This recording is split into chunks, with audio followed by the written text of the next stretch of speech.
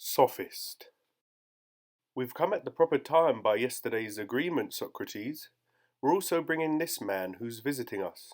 He's from Elea, and he's a member of the group who gather around Parmenides and Zeno, and he's very much a philosopher. Are you bringing a visitor, Theodorus, or are you bringing a god without realizing it instead, like the ones Homer mentions? He says gods accompany people who are respectful and just. He also says the god of visitors, who's at least as much a god as any other, is a companion who keeps an eye on people's actions, both the criminal and the lawful ones. So your visitor might be a greater power following along with you, a sort of god of refutation to keep watch on us and show how bad we are at speaking, and to refute us. That's not our visitor's style, Socrates. He's more moderate than the enthusiasts for debating are, and he doesn't seem to me to be a god at all. He is divine, but then I call all philosophers that. And that's the right thing for you to do, my friend. But probably it's no easier, I imagine, to distinguish that kind of person than it is to distinguish gods. Certainly the genuine philosophers who haunt our cities, by contrast to the fake ones, take on all sorts of different appearances just because of other people's ignorance. As philosophers look down from above at the lives of those below them, some people think they're worthless and others think they're worth everything in the world. Sometimes they take on the appearance of statesmen and sometimes of sophists. Sometimes, too, they might give the impression that they're completely insane. But if it's all right with our visitor, I'd be glad to have him tell us what the people where he comes from used to apply the following names to, and what they thought about these things. What things? Sophist, statesman, and philosopher. What, or what kind of thing, especially makes you consider asking that question? What special problem about them do you have in mind? This. Did they think that sophist statesmen and philosophers make up one kind of thing or two? Or did they divide them up into three kinds, corresponding to the three names, and attach one name to each of them? I don't think it would offend him to tell us about it. Or would it, sir? No, Theodorus, it wouldn't offend me. I don't have any objection. And the answer is easy. They think there are three kinds. Distinguishing clearly what each of them is, though, isn't a small or easy job. Luckily, Socrates, you've gotten hold of words that are very much like the ones we happened to be asking him about, and he made the same excuse to us that he made to you just now, since he's heard a lot about the issue after all and hasn't forgotten it. In that case, sir, don't refuse our very first request. Tell us this. When you want to explain something to somebody, do you usually prefer to explain it by yourself in a long speech, or to do it with questions? That's the way Parmenides did it one time, when he was a very old man and I was young. He used questions to generate a very fine discussion. It's easier to do it the second way, Socrates, if you're talking with someone who's easy to handle and isn't a troublemaker. Otherwise, it's easier to do it alone. You can pick anyone here you want. They'll answer you politely. But if you take my advice, you will choose one of the young ones, Theaetetus here, or for that matter, any of the others you prefer. As long as I'm here with you for the first time, Socrates, I'd be embarrassed not to make our meeting a conversational give and take, but instead to stretch things out and give a long continuous speech by myself, or even to someone else, as if I were delivering an oration. A person wouldn't expect the issue you just mentioned to be as small as your question suggests. In fact, it needs a very long discussion. On the other hand, it certainly seems rude and uncivilized for a visitor not to oblige you and these people here, especially when you've spoken the way you have. So I'll accept Theaetetus as the person to talk with on the basis of your urging, and because I've talked with him myself before. Then please do that, sir, and you'll be doing us all a favour, just as Socrates said. We probably don't need to say anything more about that then, Theaetetus. From now on, you're the one I should have the rest of our talk with. But if you're annoyed at how long the job takes, you should blame your friends here instead of me. I don't think I'll give out now, but if anything like that does happen, we'll have to use this other Socrates over here as a substitute. He's Socrates' namesake, but he's my age and exercises with me, and he's used to sharing lots of tasks with me. Good. As the talk goes along, you'll think about that on your own. But with me, I think you need to begin the investigation from the Sophist, by searching for him and giving a clear account of what he is. Now, in this case, you and I only have the name in common, and maybe we've each used it for a different thing. In every case, though, we always need to be in agreement about the thing itself by means of a verbal explanation, rather than doing without any such explanation and merely agreeing about the name. But it isn't the easiest thing in the world to grasp the tribe we're planning to search for, I mean the Sophist, or say what it is. But if an important issue needs to be worked out well, then as everyone has long thought, you need to practice on unimportant, easier issues first. So that's my advice to us now, Theaetetus.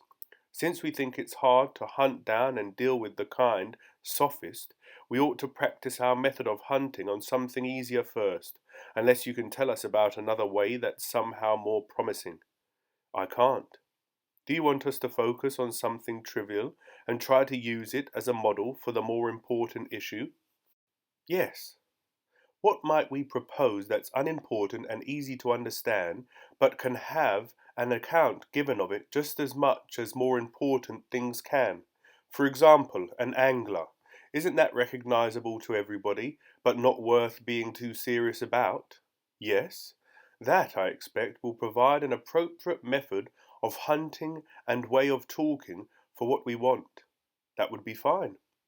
Well then, let's go after the angler from this starting point. Tell me, shall we take him to be an expert at something, or a non-expert with another sort of capacity? He's definitely not a non-expert, but expertise as a whole falls pretty much into two types. How? There's farming, or any sort of caring for any mortal body, and there's also caring for things that are put together or fabricated, which we call equipment, and there's imitation.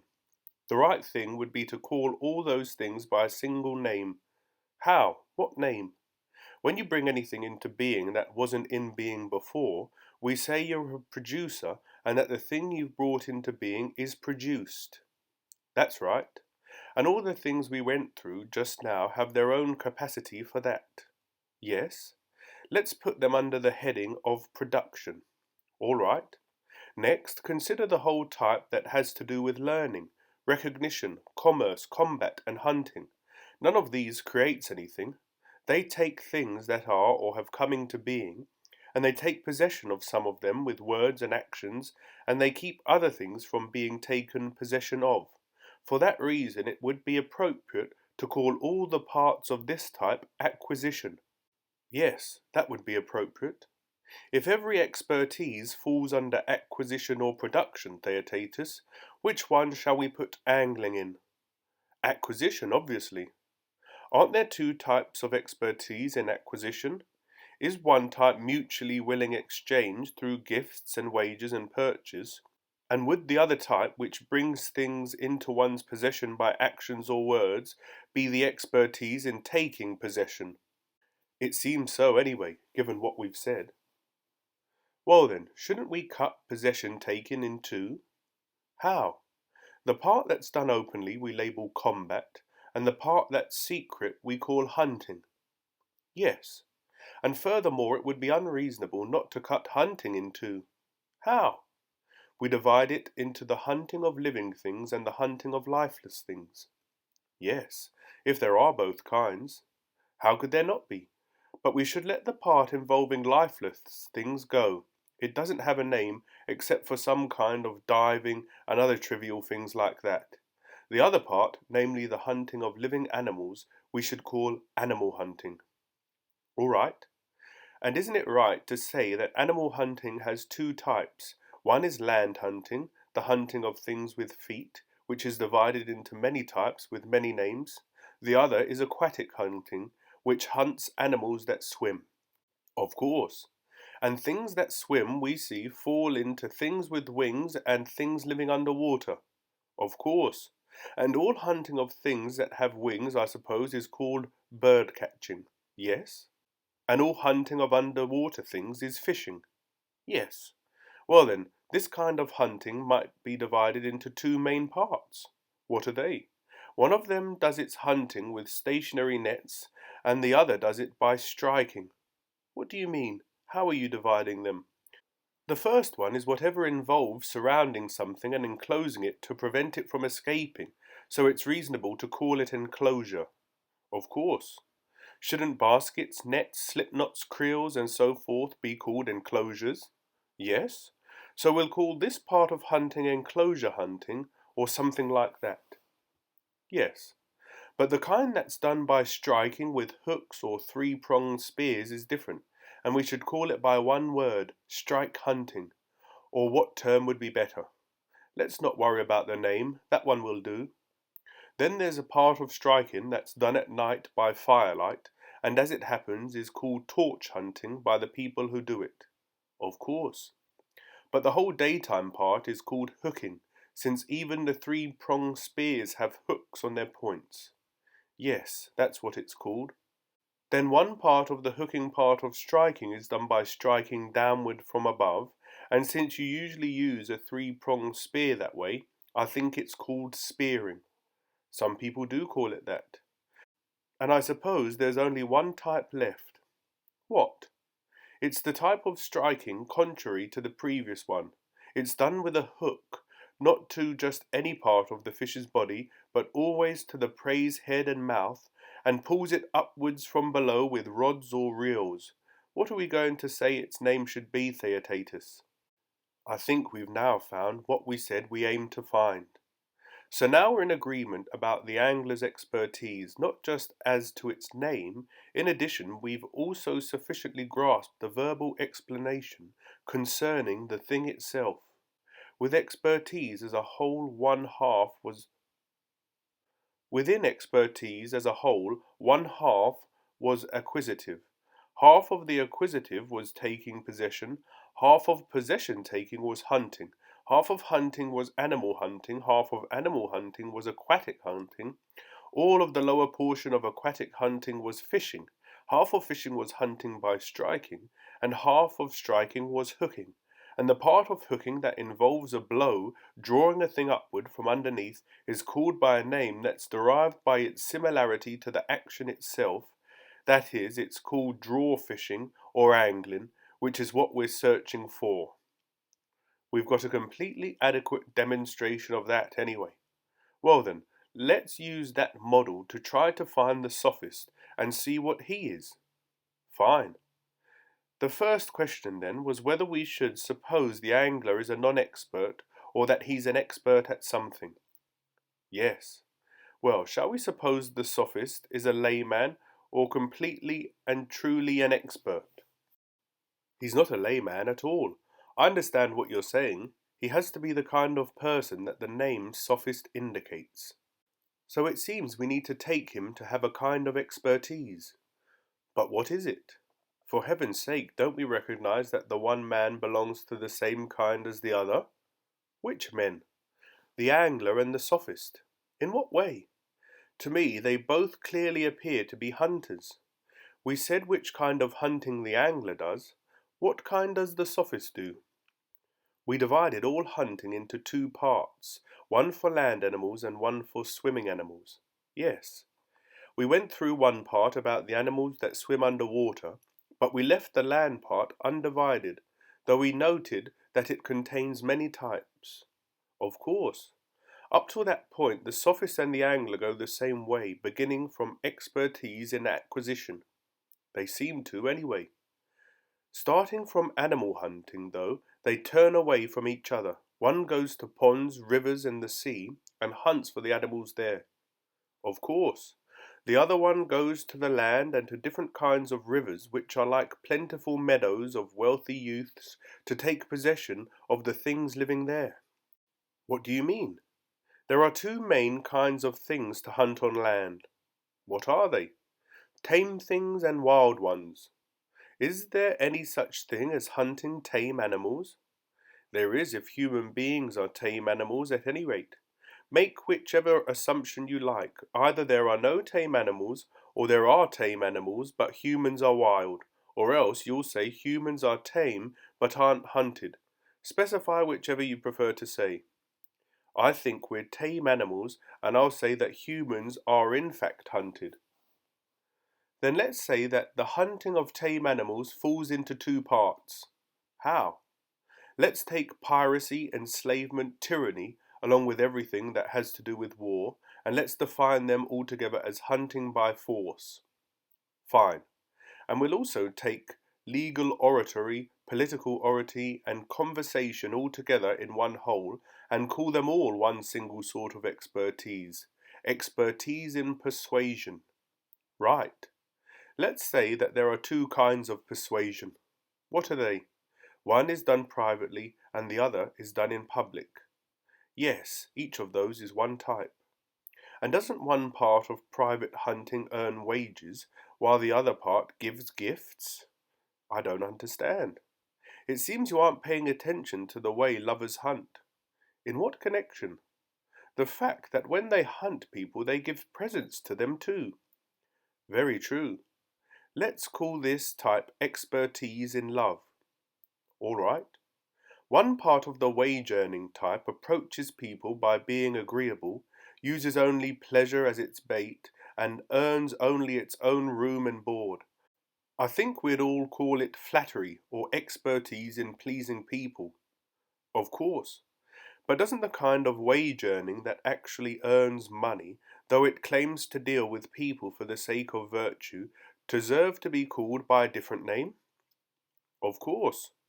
What name? Try and tell me.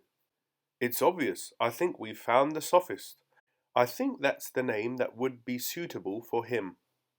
So according to our account now, Theotatus, it seems that this sort of expertise belongs to appropriation, taking possession, hunting, animal hunting, hunting on land, human hunting, hunting by persuasion, hunting privately, and money earning. It's the hunting of rich, prominent young men, and according to the way our account has turned out, it's what should be called the expertise of the Sophist. Absolutely. Still, let's look at it this way too. Since what we're looking for isn't a trivial sort of expertise, but quite a diverse one, and even in what we've just said earlier, it actually presents the appearance of being not what we're now saying, but a different type. How? Expertise in acquisition had two parts, hunting and exchanging. Yes. And let's say there are two types of exchanging, giving and selling. All right? And we're also going to say that selling divides in two. How? One part is the sale of things that the seller himself makes. The other is purveying, that is, the purveying of things other people make. Of course. Then what? Isn't the part of purveying that's done within the city, about half of it, called retailing? Yes. And isn't wholesaling the part that buys and sells things for exchange between one city and another? Of course. And can't we see that one part of wholesaling sells things for the nourishment and use of the body in exchange for cash, and the other sells things for the soul? What do you mean by that? Maybe we don't understand the one for the soul, since certainly we understand the other kind. Yes. Let's consider every kind of music that's carried from one city to another, and bought here and sold there, as well as painting and shows and other things for the soul. Some of them are transported and sold for amusement, and others for serious purposes. We can use the word wholesaler for the transporter and seller of these things just as well as for someone who sells food and beverages. That's absolutely true. Wouldn't you use the same name for somebody who bought and exchanged items of knowledge for money from city to city? Definitely. Wouldn't the right thing to say be that the art of display is one part of that soul wholesaling? And don't we have to call the other part of it, the part that consists in selling knowledge, by a name that's similar and also equally ridiculous? Definitely. And one name should be used for the part of this knowledge selling that deals with knowledge of virtue, and another name for the part that deals with knowledge of other things. Of course. Expertise selling would fit the second one. You try and tell me the name of the first one. What other name could you mention that would fit, except for the kind sophist, which we're looking for right now? I couldn't mention any other one. Come on now, and let's collect it all together. We'll say that the expertise of the part of acquisition, exchange, selling, wholesaling, and soul wholesaling, dealing in words and learning that have to do with virtue, that's sophistry in its second appearance. Definitely. In the third place, I think you'd call somebody just the same thing if he settled here in the city and undertook to make his living selling those same things, both ones that he'd bought and ones that he'd made himself. Yes, I would. So apparently, you'll still say that sophistry falls under acquisition, exchange, and selling, either by retailing things that others make or by selling things that he makes himself. It's the retail sale of any learning that has to do with the sorts of things we mentioned. It has to be, since we need to stay consistent with what we said before. Now let's see whether the type we're chasing is something like the following. What? Combat was one part of acquisition. Yes, and it makes sense to divide it in two. How? We'll take one part to be competition and the other part to be fighting. Yes. And it would be fitting and proper to give a name like violence to the part of fighting in which one body fights against another. Yes. And as for the part that pits words against words, what else would you call it other than controversy? Nothing else. But we have to have two types of controversy. In what way? So far as it involves one long public speech directed against another and deals with justice and injustice, it's forensic. Yes. But if it goes on in private discussions and is chopped up into questions and answers, don't we usually call it disputation? Yes. One part of disputation involves controversy about contracts and isn't carried on in any systematic or expert way. We should take that to be a type of disputation since we can express what makes it different. But it hasn't been given a name before and it doesn't deserve to get one from us. That's true. Its subtypes are too small and varied. But what about disputation that's done expertly and involves controversy about general issues, including what's just and what's unjust? Don't we normally call that debating? Of course. Part of debating, it turns out, wastes money and the other part makes money. Absolutely. Let's try and say what each of them ought to be called. We have to. I think one type of debating is a result of the pleasure a person gets from the activity and involves neglecting his own livelihood, but its style is unpleasant to most people who hear it, and in my view it's right to call it chatter. That's pretty much what people do call it. You take a turn now. Say what its contrary is, which makes money from debates between individuals. How could anyone go wrong in saying that the amazing sophist we've been after has turned up once again for the fourth time? It seems his type is precisely the money-making branch of expertise in debating, disputation, controversy, fighting, combat, and acquisition. According to what our account shows us now, that's the sophist. Absolutely.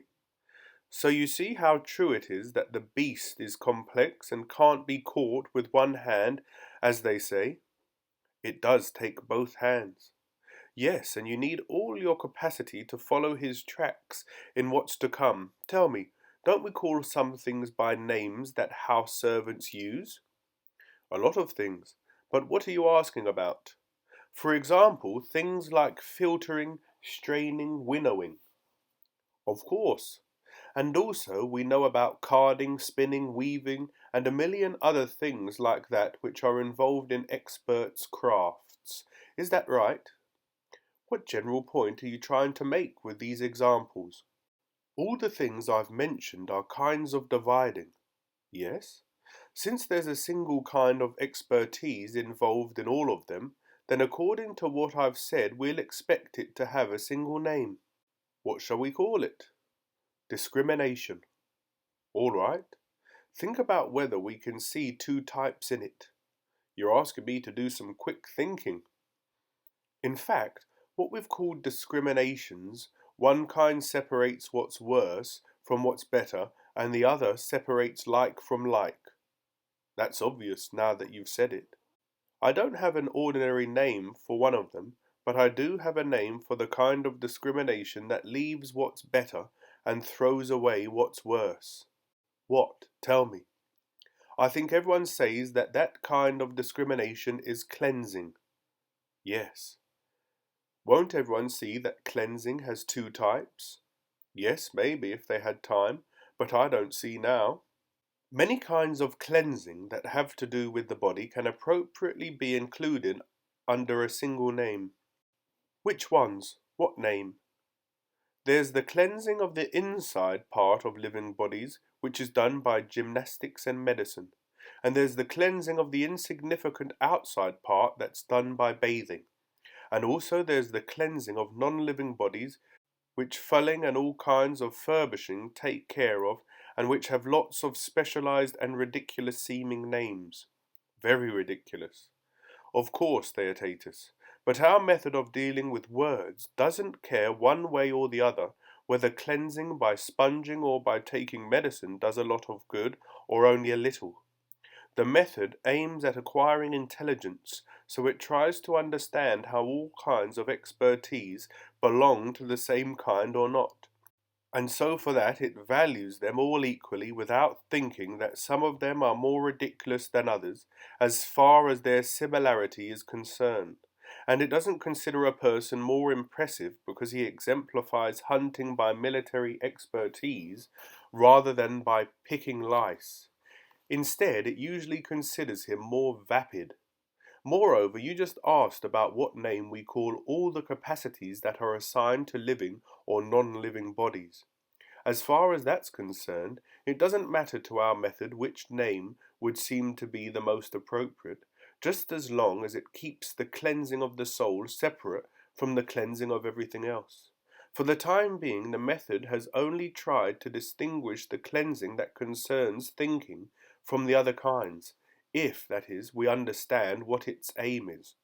I do understand and I agree that there are two types of cleansing, one dealing with the soul and a separate one dealing with the body. Fine. Next listen and try to cut the one we've mentioned in two. I'll try to follow your lead and cut it however you say. Do we say that wickedness in the soul is something different from virtue? Of course. And to cleanse something was to leave what's good and throw out whatever's inferior. Yes. So insofar as we can find some way to remove what's bad in the soul, it will be suitable to call it cleansing. Of course. We have to say that there are two kinds of badness that affect the soul. What are they? One is like bodily sickness, and the other is like ugliness. I don't understand. Presumably you regard sickness and discord as the same thing, don't you? I don't know what I should say to that. Do you think that discord is just dissension among things that are naturally of the same kind and arises out of some kind of corruption? Yes. And ugliness is precisely a consistently unattractive sort of disproportion? Yes. Well then, don't we see that there's dissension in the souls of people in poor condition, between beliefs and desires, anger and pleasures, reason and pains, and all of those things with each other? Absolutely. But all of them do have to be akin to each other. Of course. So we'd be right if we said that wickedness is discord and sickness of the soul. Absolutely right. Well then, suppose something that's in motion aims at a target and tries to hit it, but on every try passes by it and misses. Are we going to say that it does this because it's properly proportioned or because it's out of proportion? Out of proportion, obviously. But we know that no soul is willingly ignorant of anything. Definitely. But ignorance occurs precisely when a soul tries for the truth but swerves aside from understanding and so is beside itself. Of course. So we have to take it that an ignorant soul is ugly and out of proportion. It seems so. Then there are, it appears, these two kinds of badness in the soul. Most people call one of them wickedness, but it's obviously a disease of the soul. Yes, they call the other one ignorance, but if it occurs only in a person's soul, they aren't willing to agree that it's a form of badness. One thing absolutely must be granted, the point I was in doubt about when you made it just now, that there are two kinds of deficiency in the soul. We need to say that cowardice, licentiousness, and injustice are a disease in us, and that to be extremely ignorant of all sorts of things is a kind of ugliness. In the case of the body, weren't there two kinds of expertise dealing with those two conditions? What were they? Gymnastics for ugliness and medicine for sickness, apparently. And isn't correction the most appropriate of all kinds of expertise for treating insolence, injustice, and cowardice? So it seems, to judge by what people think. Well then, for all kinds of ignorance, wouldn't teaching be the right treatment to mention? Yes. Now, should we say that there's only one kind of expertise in teaching, or more than one, with two of them being the most important ones? Think about it. I am. I think we'll find it quickest this way. How? By seeing whether ignorance has a cut down the middle of it. If it has two parts, that will force teaching to have two parts too, one for each of the parts of ignorance. Well, do you see what we're looking for? I think I see a large, difficult type of ignorance marked off from the others and overshadowing all of them. What's it like? Not knowing, but thinking that you know. That's what probably causes all the mistakes we make when we think.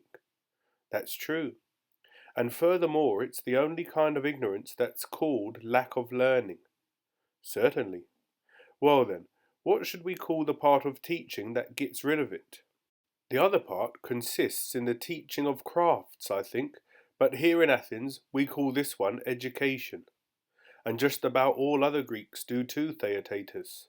But we will have to think about whether education is indivisible or has divisions that are worth mentioning. We do have to think about that. I think it can be cut somehow. How? One part of the kind of teaching that's done in words is a rough road, and the other part is smoother. What do you mean by these two parts? One of them is our forefathers' time-honoured method of scolding or gently encouraging. They used to employ it especially on their sons, and many still use it on them nowadays when they do something wrong. Admonition would be the right thing to call all of this. Yes.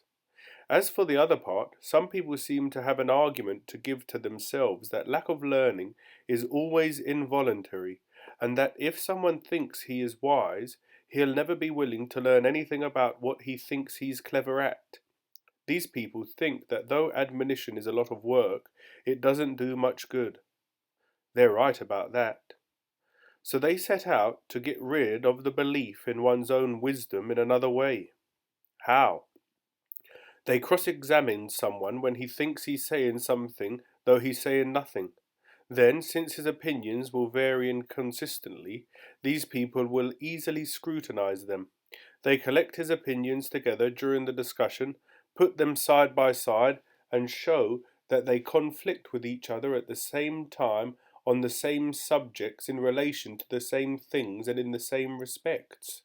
The people who are being examined see this, get angry at themselves, and become calmer toward others. They lose their inflated and rigid beliefs about themselves that way, and no loss is pleasanter to hear or has a more lasting effect on them. Doctors who work on the body think it can't benefit from any food that's offered to it until what's interfering with it from inside is removed. The people who cleanse the soul, my young friend, likewise think the soul, too, won't get any advantage from any learning that's offered to it until someone shames it by refuting it, removes the opinions that interfere with learning, and exhibits it cleansed, believing that it knows only those things that it does know, and nothing more. That's the best and most healthy-minded way to be. For all these reasons, Theaetetus, we have to say that refutation is the principal and most important kind of cleansing. Conversely, We have to think that even the king of Persia, if he remains unrefuted, is uncleansed in the most important respect. He's also uneducated and ugly in just the ways that anyone who is going to be really happy has to be completely clean and beautiful. Absolutely. Well then, who are we going to say the people who apply this form of expertise are? I'm afraid to call them sophists. Why? So we don't pay sophists too high an honour. But there's a similarity between a sophist and what we've been talking about, and between a wolf and a dog, the wildest thing there is and the gentlest. If you're going to be safe, you have to be especially careful about similarities, since the type we're talking about is very slippery. Anyway, let that description of them stand. I certainly don't think that when the sophists are enough on their guard, the dispute will be about an unimportant distinction. That seems right. So let it be the cleansing part of the expertise of discriminating things, and let it be marked off as the part of that which concerns souls, and within that its teaching, and within teaching its education. And let's say that within education, according to the way the discussion has turned now, the refutation of the empty belief in one's own wisdom is nothing other than our noble sophistry. Let's say that. But the sophist has appeared in lots of different ways, so I'm confused about what expression or assertion could convey the truth about what he really is. You're right to be confused, but we have to think that he's extremely confused too about where he can go to escape from our account of him. The saying that you can't escape all your pursuers is right, so now we really have to go after him. Right. But let's stop first and catch our breath, so to speak. And while we're resting, let's ask ourselves, now, how many different appearances has the sophist presented to us? I think we first discovered him as a hired hunter of rich young men. Yes. Second, as a wholesaler of learning about the soul. Right. Third, didn't he appear as a retailer of the same things? Yes. And fourth, as a seller of his own learning. Your memory's correct. I'll try to recall the fifth way. He was an athlete in verbal combat, distinguished by his expertise in debating. Yes. The sixth appearance was disputed, but still we made a concession to him and took it that he cleanses the soul of beliefs that interfere with learning. Definitely. Well then, suppose people apply the name of a single sort of expertise to someone, but he appears to have expert knowledge of lots of things. In a case like that, don't you notice that something's wrong with the way he appears? Isn't it obvious that if somebody takes him to be an expert at many things, then that observer can't be seeing clearly what it is in his expertise that all of those many pieces of learning focus on, which is why he calls him by many names instead of one. That definitely does seem to be the nature of the case. So let's not let laziness make that happen to us. First, let's take up one of the things we said about the sophist before, which seemed to me to exhibit him especially clearly. What is it? We said that he engages in disputes, didn't we? Yes. And also that he teaches other people to do the same thing too? Of course. Then let's think. What subject do people like him claim to make others able to engage in disputes about? Let's start with something like this. Do sophists make people competent to dispute about issues about the gods, which are opaque to most people? Well, people say they do. And also things that are open to view, on the earth and in the sky and related matters? Of course. And when people make general statements in private discussions about being and coming to be, we know that sophists are clever at contradicting them, and they also make other people able to do the same thing. Absolutely. And what about laws and all kinds of political issues? Don't sophists promise to make people capable of engaging in controversies about them? If they didn't promise that, practically no one would bother to discuss anything with them. As a matter of fact, you can find anything you need to say to contradict any expert himself, both in general and within each particular field, laid out, published and written down for anybody who wants to learn it. Apparently you're talking about Protagoras' writings on wrestling and other fields of expertise. And on many other things too, my friend. In fact, take expertise in disputation as a whole. Doesn't it seem like a capacity that's sufficient for carrying on controversies about absolutely everything? It doesn't seem to leave much of anything out anyway. But for heaven's sake, my boy, do you think that's possible? Or maybe you young people see into this issue more keenly than we do. Into what? What are you getting at? I don't fully understand what you're asking. Whether it's possible for any human being to know everything. If it were, sir, we'd be very well off. But how could someone who didn't know about a subject make a sound objection against someone who knew about it? He couldn't. Then what is it in the Sophist's capacity that's so amazing? About what? How the Sophists can ever make young people believe they're wiser than everyone else about everything. It's obvious that they didn't make correct objections against anyone, or didn't appear so to young people. Or if they did appear to make correct objections, but their controversies didn't make them look any the wiser for it, then, just as you say, people would hardly be willing to pay them money to become their students. Right, but people are willing to. They certainly are.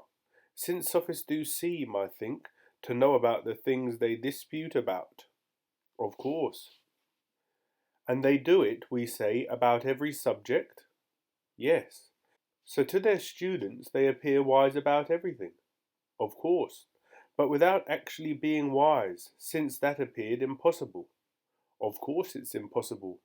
So the Sophist has now appeared as having a kind of belief knowledge about everything, but not truth. Absolutely.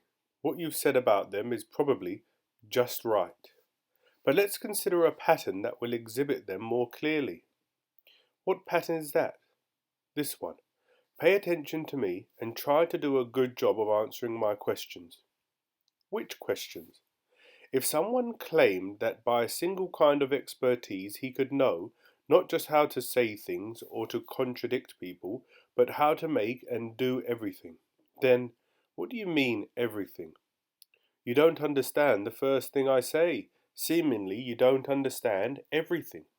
No, I don't. Well, I mean everything to include you and me and also the other animals and plants.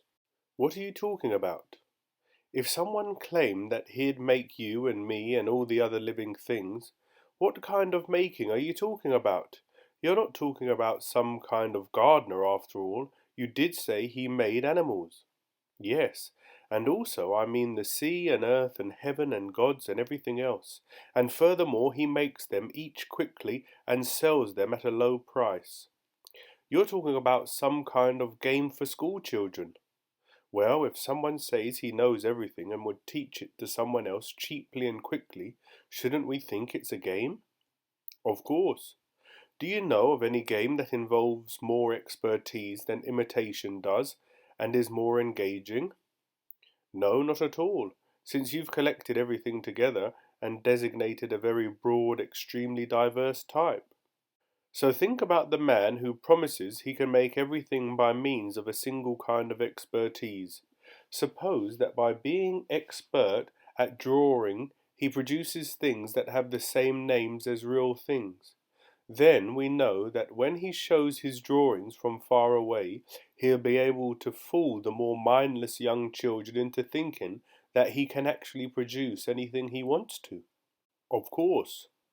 Well then, won't we expect that there's another kind of expertise, this time having to do with words, and that someone can use it to trick young people when they stand even farther away from the truth about things? Wouldn't he do it by putting words in their ears and by showing them spoken copies of everything, so as to make them believe that the words are true and that the person who's speaking to them is the wisest person there is? Yes, why shouldn't there be that kind of expertise too? So, Theaetetus, suppose enough time has passed and the Sophists' hearers have gotten older, and that they approach closer to real things and are forced by their experiences to touch up palpably against them. Won't most of them inevitably change their earlier beliefs, which made large things appear small and easy things appear hard? And won't the facts they've encountered in the course of their actions completely overturn all the appearances that had come to them in the form of words? Yes, at least as far as what someone my age can tell. But I think I'm one of the young people who are still standing far away from real things.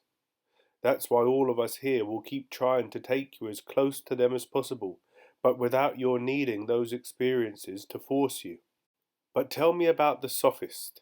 Is it obvious by now that he's a kind of cheat who imitates real things, or are we still in any doubt about whether he truly knows all the things that he seems to be able to engage in controversies about?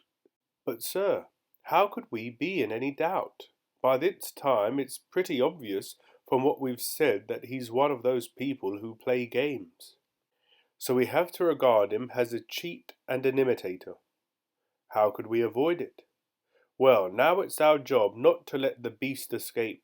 We've almost hemmed him in with one of those net-like devices that words provide for things like this, so anyway he won't get away from this next point.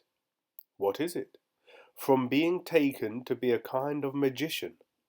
That's what he seems to me to be. So it's settled.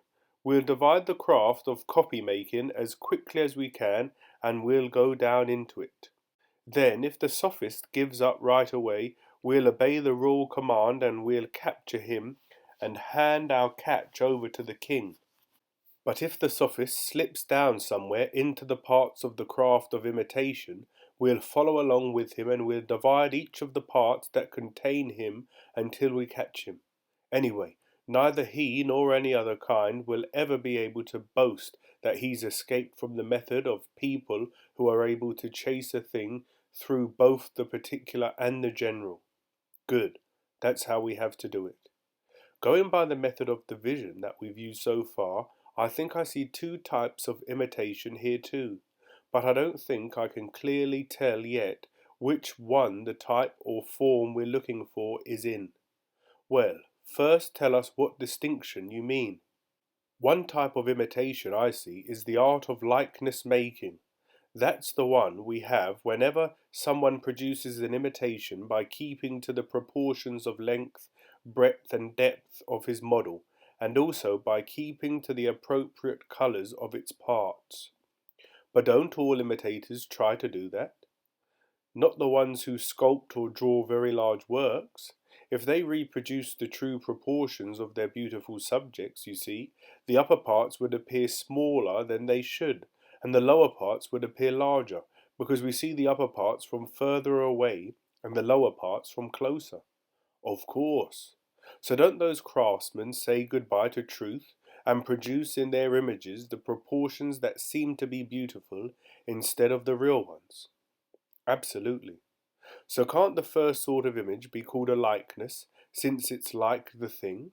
Yes. And as we said before, the part of imitation that deals with that should be called likeness making. Yes. Now, what are we going to call something that appears to be like a beautiful thing, but only because it's seen from a viewpoint that's not beautiful, and would seem unlike the thing it claims to be like if you came to be able to see such large things adequately? If it appears the way the thing does, but in fact isn't like it, isn't it an appearance? Of course. And this part of imitation covers a great deal of painting and of the rest of imitation? Of course.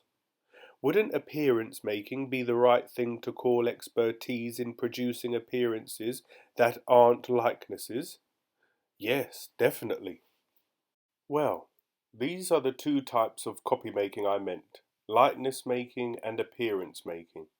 You are right about that. But still I can't see clearly the thing I was in doubt about then, namely, which type we should put the Sophist in. He's really an amazing man, very hard to make out. He still escaped neatly into an impossibly confusing type to search through.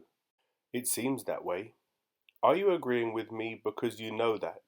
Or is the current dragging you, so to speak, into agreement so quickly because the discussion has given you a habit of agreeing? What do you mean? Why do you say that? Really, my young friend, this is a very difficult investigation we're engaged in. This appearing and this seeming but not being, and this saying things but not true things, all these issues are full of confusion, just as they always have been. It's extremely hard, Theaetetus, to say what form of speech we should use to say that there really is such a thing as false saying or believing, and moreover to utter this without being caught in a verbal conflict. Why? Because this form of speech of ours involves the rash assumption that that which is not is, since otherwise falsity wouldn't come into being. But when we were boys, my boy, the great Parmenides testified to us from start to finish, speaking in both prose and poetic rhythms, that never shall this force itself on us, that that which is not may be. While you search, keep your thought far away from this path. So we have his testimony to this, and our own way of speaking itself would make the point especially obvious if we examined it a little. So if it's all the same to you, let's look at that first. As far as I'm concerned, you can do what you want. But as far as our way of speaking is concerned, think about how it will go best, and follow along with it and take me along the road with you. That's what we have to do. Tell me, do we dare to utter the sound, that which in no way is? Of course. But suppose one of our listeners weren't debating or playing a game, but had to think seriously and answer the following question. What should the name, that which is not, be applied to? Why do we think he'd use it? And in what connection and for what kind of purpose? And what would he indicate by it to someone else who wanted to find out about it? That's a hard question. In fact, it's just about completely impossibly confusing for someone like me to answer. But anyway, this much is obvious to us, that that which is not can't be applied to any of those which are. Of course not. So if you can't apply it to that which is, it wouldn't be right either to apply it to something. Why not? It's obvious to us that we always apply this something to a being, since it's impossible to say it by itself as if it were naked and isolated from all beings. Isn't that right? Yes. Are you agreeing because you're thinking that a person who says something has to be saying some one thing? Yes. Since you'd say that something is a sign of one, and that a couple of things is a sign of two, and some things is a sign of plurality, of course. And it's absolutely necessary, it seems, that someone who does not say something says nothing at all. Yes. Therefore, don't we have to refuse to admit that a person like that speaks but says nothing? Instead, don't we have to deny that anyone who tries to utter that which is not is even speaking? Then our way of speaking would have reached the height of confusion. Don't do any boasting yet. There are still more confusions to come, including the primary and most fundamental one, which actually happens to be at the source of the whole problem. What do you mean? Don't hold back, tell me. To that which is there might belong some other of those which are. Of course. But shall we say that any of those which are can ever belong to that which is not? How could they? Now then, we take all the numbers to be beings. Yes, if we take anything else to be. Then let's not even try to apply either plurality of number or one to that which is not. Our way of speaking itself tells us that it would be wrong to try to. Then how would anyone try either to say those which are not, or that which is not out loud, or even grasp them in thought apart from number? Tell me, whenever we speak of those which are not, aren't we trying to apply numerical plurality to them? Of course. And when we speak of that which is not, aren't we applying one to it? Obviously. But we say it isn't either right or correct to try to attach that which is to that which is not. That's absolutely true. Do you understand, then, that it's impossible to say, speak, or think that which is not itself correctly by itself. It's unthinkable, unsayable, unutterable, and unformulable in speech. Absolutely. So was I wrong just now when I said that I would formulate the biggest confusion about it when we have this other one to state which is even bigger? What is it? My good young friend, don't you notice on the basis of the things we said that that which is not even confuses the person who's refuting it in just this way, that whenever someone tries to refute it, he's forced to say mutually contrary things about it? What do you mean? Say it more clearly. You shouldn't expect more clarity from me. I was the one who made the statement that that which is not should not share either in one or in plurality. But even so, I've continued after all that to speak of it as one, since I say that which is not. You understand? Yes. And again, a little earlier, I said that it is unutterable, unsayable, and inexpressible in speech. Do you follow? I follow, of course. So in trying to attach being to it, wasn't I saying things that were the contrary of what I'd said before? Apparently. And in attaching that which, wasn't I speaking of it as one? Yes. And also in speaking of it as something inexpressible in speech, unsayable and unutterable, I was speaking of it as one thing. Of course. But we say that if someone speaks correctly, he shouldn't definitely fix it as either one or plural. He shouldn't even call it at all, since even calling it by that label, he'd be addressing it by means of the form one. Absolutely.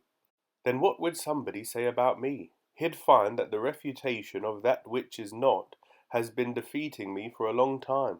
So, as I said, let's not use what I say to help us think of how to speak correctly about that which is not.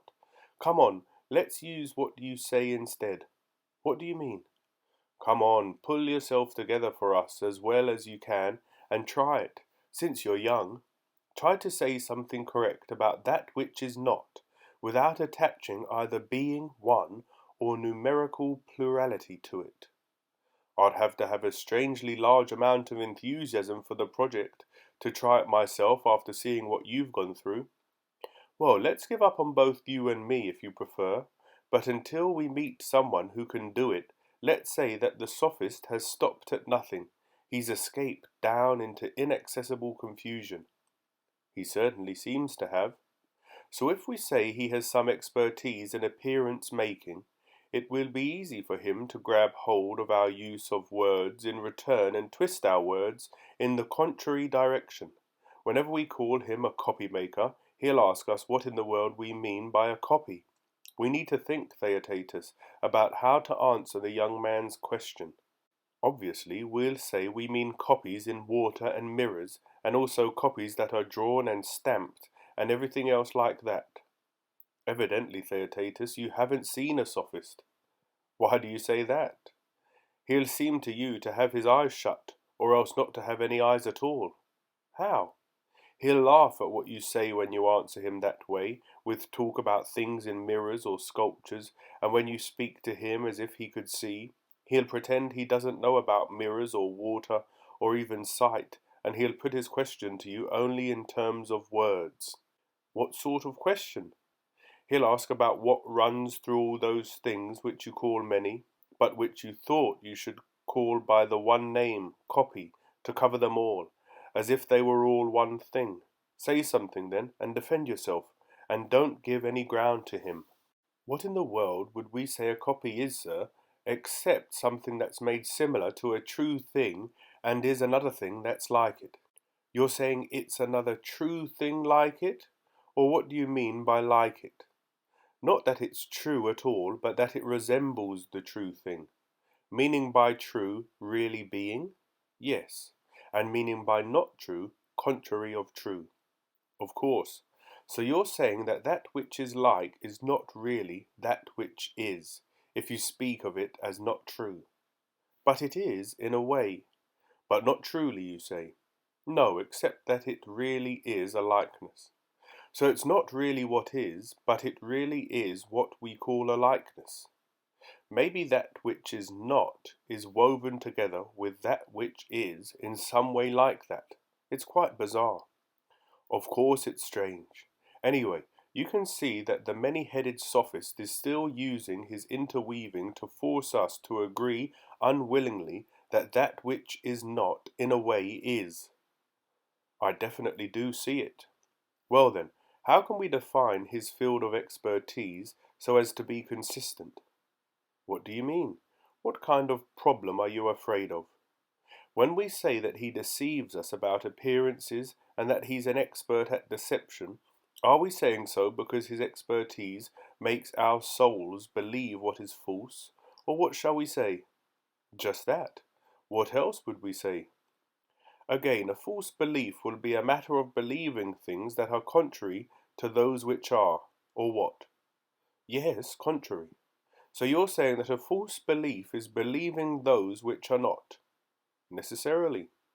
Believing that those which are not, or that those which in no way are, in a way are. That those which are not are in a way, it has to be if anyone is ever going to be even a little bit wrong.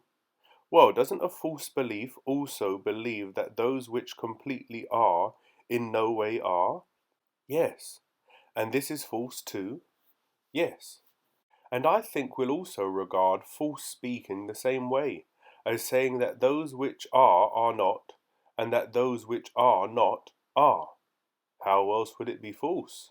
I don't suppose there's any other way. The sophist, though, is going to deny that this way is possible. And how could any sensible person accept it, now that what we agreed to earlier has been reinforced? Do we understand what he's saying, Theaetetus? How could we not understand that when we dare to say that falsity is in beliefs and words contains falsity, we're saying that what is contrary to what we said just before? We're forced to attach that which is to that which is not, even though we agreed just now that that's completely impossible. Your memory's correct. But think about what we need to do about the sophist. You see how many and easily available his supply of objections and confusions is if we assume, as we search for him, that he's an expert at cheating and falsehood making. Definitely. He's got a practically infinite supply of them, and we've gone through only a small fraction. If so, then it seems it would be impossible to catch him. What then? Are we going to go soft and give up? I say we shouldn't, if there's even the smallest chance that we can catch him. So you'll be forgiving and, as you said, happy if we can somehow extricate ourselves even slightly from such a powerful argument? Of course. Then I've got something even more urgent to request. What? Not to think that I'm turning into some kind of patricide. What do you mean?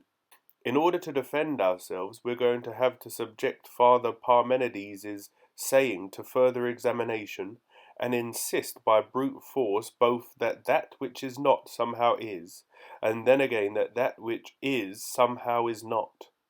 It does seem that in what we're going to say, we'll have to fight through that issue. That's obvious even to a blind man, as they say. We'll never be able to avoid having to make ourselves ridiculous by saying conflicting things whenever we talk about false statements and beliefs, either as copies or likenesses or imitations or appearances, or about whatever sorts of expertise there are concerning those things, unless, that is, we either refute Parmenides' claims or else agree to accept them. That's true. So that's why we have to be bold enough to attack what our Father says, or if fear keeps us from doing that, then we'll have to leave it alone completely. Fear, anyway, isn't going to stop us. Well then, I've got a third thing to ask you, something small. Just tell me what it is. When I was talking a minute ago, I said that I've always given up whenever I've tried to refute what Parmenides said, just the way I did this time. Yes, you did say that. I'm afraid I'll seem insane to you if I'm always shifting my position back and forth, given what I've said. It's for your sake that we'll be trying to refute what Parmenides said, if we can do it. Go ahead then. Don't worry about that. I won't think you're behaving inappropriately in any way if you go right ahead with your refutation and demonstration. Well then, how shall I begin this dangerous discussion? The path we absolutely have to turn onto, my boy, is this. Namely, we have to reconsider whether we may not be somehow confused about things that now seem to be clear, and whether over hasty judgment may make us agree too easily. Say what you mean more clearly. Parmenides' way of talking to us has been rather easy-going, it seems to me. So does the way of talking that everyone uses who has ever urged us to specify just how many beings there are and what they're like. How? They each appear to me to tell us a myth, as if we were children. One tells us that there are three beings, and that sometimes they're somehow at war with each other, while at other times they become friendly, marry, give birth, and bring up their offspring. Another one says that there are two beings, wet and dry or hot and cold. He marries them off and makes them set up house together. And our Eleatic tribes, starting from Xenophanes, and even people before him, tells us their myth on the assumption that what they call all things are just one. Later on, some Ionian and Sicilian muses both had the idea that it was safer to weave the two views together. They say that that which is both many and one, and is bound by both hatred and friendship. According to the terser of these muses, in being taken apart, they're brought together. The more relaxed muses, though, allow things to be free from that condition sometimes. They say that all that there is alternates, and that sometimes it's one and friendly under Aphrodite's influence, but at other times it's many and at war with itself because of some kind of strife. It's hard to say whether any one of these thinkers has told us the truth or not, and it wouldn't be appropriate for us to be critical of such renowned and venerable men. But it wouldn't be offensive to note the following thing either. What? That they've overlooked the many of us and belittled us. They've simply been talking their way through their explanations without paying any attention to whether we were following them or were left behind. What do you mean? For heaven's sake, Theaetetus, do you understand anything of what they mean each time one of them says that many or one or two things are or have become or are becoming, or when another one speaks of hot mixed with cold and supposes that there are separations and combinations? Earlier in my life I used to think I understood exactly what someone meant when he said just what we're confused about now, namely, this is not. You do see what confusion we're in about it? Yes, I do. But just perhaps the very same thing has happened to us equally about is. We say we're in the clear about it, and that we understand when someone says it, but that we don't understand is not. But maybe we're in the same state about both. Maybe. And let's suppose the same thing may be true of the other expression we've just used. All right? We can look into most of them later, if that seems to be the best thing to do. Now we'll think about the most fundamental and most important expression. Which one? Oh, obviously you're saying that being is the one we have to explore first, that we have to ask what people who say it think they're indicating by it. You understand exactly, Theaetetus.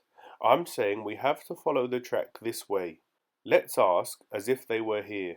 Listen, you people who say that all things are just some two things, hot and cold, or some such pair. But are you saying about them both when you say that they both are and each one is? What shall we take this being to be? Is it a third thing alongside those two beings, so that according to you everything is no longer two but three? Surely in calling one or the other of the two of them being, you aren't saying that they both are, since then in either case there'd be one and not two. That's true. But you do want to call both of them being, probably. But, we'll say, if you did that, friends, you'd also be saying very clearly that the two are one. That's absolutely right. Then clarify this for us, since we're confused about it. What do you want to signify when you say being? Obviously, you've known for a long time. We thought we did, but now we're confused about it. So first teach it to us, then we won't think we understand what you're saying when just the contrary is the case. Would it be the least bit inappropriate for us to ask them this, and anyone else who says that everything is more than one? Not at all. Well then, shouldn't we do our best to find out from the people who say that everything is one what they mean by being? Of course. Then they should answer this question. Do you say that only one thing is? We do, they'll say, won't they? Yes. Well then, you call something being. Yes. Is that just what you call one, so that you use two names for the same thing, or what? How will they answer that question?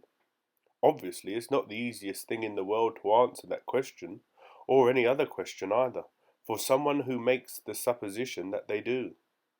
Why not? Surely it's absurd for someone to agree that there are two names when he maintains that there's only one thing. Of course. And it's completely absurd and unacceptable for someone to say that there's a name if there's no account of it. What do you mean? If he supposes that a thing is different from its name, then surely he's mentioning two things. Yes. And moreover, if he supposes that the name is the same as the thing, he'll either be forced to say that the name is the name of nothing, or else, if he says that it's the name of something, then it's the name of nothing other than itself, and so will turn out to be only the name of a name and nothing else. Yes. And also the one, being the name of the one, will also be the one of the name. It will have to be. Well then, will they say that the whole is different from the one being, or the same as it? Of course they'll say it's the same, and they do. But suppose a whole is, as even Parmenides says, all around like the bulk of a well-formed sphere, equal, balanced always from the middle, since neither anything more must it be this way or that way, nor anything less. If it's like that, then that which is will have a middle and extremities, and if it has those, then it absolutely has to have parts, doesn't it? Yes. But if a thing has parts, then nothing keeps it from having the characteristic of being one in all its parts, and in that way it's all being, and it's also one whole. Of course. But something with that characteristic can't be just the one itself, can it? Why not? Surely a thing that's truly one, properly speaking, has to be completely without parts. Yes. But a thing like what we've described, which consists of many parts, won't fit that account. I understand. Now if that which is has the characteristic of the one in this way, will it be one and a whole, or shall we simply deny it's a whole at all? That's a hard choice. You're right. If it has the characteristic of somehow being one, it won't appear to be the same as the one. Moreover, everything will then be more than one. Yes. Further, if that which is not a whole by possessing that as a characteristic, but rather just is the whole itself, that which is will turn out to be less than itself. Certainly. And because it's deprived of itself, that which is will be not being, according to that account. Yes. And everything will be more than one, since that which is and the whole will each have its own separate nature. Yes. But if the whole is not at all, then the very same things are true of that which is, and in addition to not being, it would not even become a being. Why not? Invariably, whatever becomes has at some point become as a whole, so we can't label either being or becoming as being without taking the whole to be among the beings too. That seems entirely right. And moreover, something that isn't a whole can't be of any quantity at all, since something that's of a certain quantity has to be a whole of that quantity, whatever it may be. Exactly. And millions of other issues will also arise, each generating indefinitely many confusions if you say that being is only two or one. The ones that just turned up show that. One problem led to another, and at each step there was more and more difficulty and uncertainty about what we'd just said at the previous stage. We haven't gone through all the detailed accounts that people give of that which is and that which is not, but this is enough. Now we have to look at the people who discuss the issue in another way. Our aim is to have them all in view, and that way to see that saying what that which is isn't a bit easier than saying what that which is not is. So we need to go on to these people too. It seems that there's something like a battle of gods and giants among them, because of their dispute with each other over being. How? One group drags everything down to earth from the heavenly region of the invisible, actually clutching rocks and trees with their hands. When they take hold of all these things, they insist that only what offers tangible contact is, since they define being as the same as body. And if any of the others say that something without a body is, they absolutely despise him and won't listen to him any more. These are frightening men you're talking about. I've met quite a lot of them already. Therefore, the people on the other side of the debate defend their position very cautiously, from somewhere up out of sight. They insist violently that true being is certain non-bodily forms that can be thought about. They take the bodies of the other group, and also what they call the truth, and they break them up verbally into little bits and call them a process of coming to be instead of being. There's a never-ending battle going on constantly between them about this issue. That's true. Let's talk with each of these groups about the being that they posit. How shall we do it? It's easier to talk with the ones who put being in the forms. They're gentler people. It's harder, and perhaps just about impossible, with the ones who drag everything down to body by force. It seems to me that we have to deal with them this way. Namely, mainly by making them actually better than they are, if we somehow could. But if we can't do that in fact, then let's do it in words, by supposing that they're willing to answer less wildly than they actually do. Something that better people agree to is worth more than what worse ones agree to. Anyway, we're not concerned with the people, we're looking for what's true. That's absolutely right. Then tell the better people to answer you and interpret what they say. All right? Then let them tell us this. Do they say that anything is a mortal animal? Of course they do. And they agree that a mortal animal is an ensouled body? Of course. And so they're placing soul among the beings? Yes. What then? Do they say that this soul is just and that soul is unjust and that this one's intelligent and that one isn't? Of course. But isn't a soul just by the possession and presence of justice, and isn't another soul contrary to it by the possession and presence of the contrary? Yes, they agree with that. But they'll say further that at any rate what can be present to a thing or absent from it is something. Yes.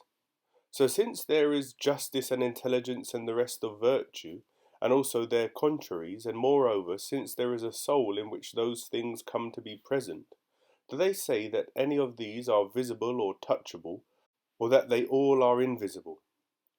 They can hardly say any of them is visible.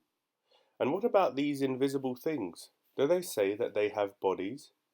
They don't give one single answer to that question. They do say that the soul seems to them to have a kind of body, but as far as intelligence and the other things you've asked about are concerned, they're ashamed and don't dare either to agree that they are not beings or to insist that they are all bodies. Obviously, this breed of men has improved Theaetetus. The native earth-born giants would never have been ashamed to hold the line for their position, that anything they can't squeeze in their hands is absolutely nothing. That pretty much describes their thinking. Then let's go back to questioning them. It's enough if they admit that even a small part of that which is doesn't have body. They need to say something about what's common to both it and the things that do have body, which they focus on when they say that they both are. Maybe that will raise some confusion for them. If it does, then think about whether they'd be willing to accept our suggestion that that which is something like the following. Like what? Tell me and maybe we'll know. I'm saying that a thing really is if it has any capacity at all, either by nature to do something to something else, or to have even the smallest thing done to it by even the most trivial thing, even if it only happens once. I'll take it as a definition that those which are amount to nothing other than capacity. They accept that, since they don't have anything better to say right now. Fine. Maybe something else will occur to them later, and to us too. For now, let's agree with them on this much. All right? Let's turn to the other people, the friends of the forms. You serve as their interpreter for us. All right? You people distinguish coming to be and being, and say that they are separate. Is that right? Yes. And you say that by our bodies and through perception we have dealings with coming to be, but we deal with real being by our souls and through reasoning. You say that being always stays the same and in the same state, but coming to be varies from one time to another. We do say that. And what shall we say this dealing with is that you apply in the two cases? Doesn't it mean what we said just now? What? What happens when two things come together and by some capacity one does something to the other or has something done to it? Or maybe you don't hear their answer clearly, Theaetetus, but I do, probably because I'm used to them. Then what account do they give? They don't agree with what we just said to the earth people about being. What's that? We took it as a sufficient definition of beings that the capacity be present in a thing to do something or have something done to it, to or by even the smallest thing or degree. Yes. In reply, they say that coming to be has the capacity to do something or have something done to it, but that this capacity doesn't fit with being. Is there anything to that? We have to reply that we need them to tell us more clearly whether they agree that the soul knows and also that being is known. Yes, they say. Well then, do you say that knowing and being known are cases of doing or having something done, or both? Is one of them doing and the other having something done, or is neither a case of either? Obviously that neither is a case of either, since otherwise they'd be saying something contrary to what they said before. Oh, I see.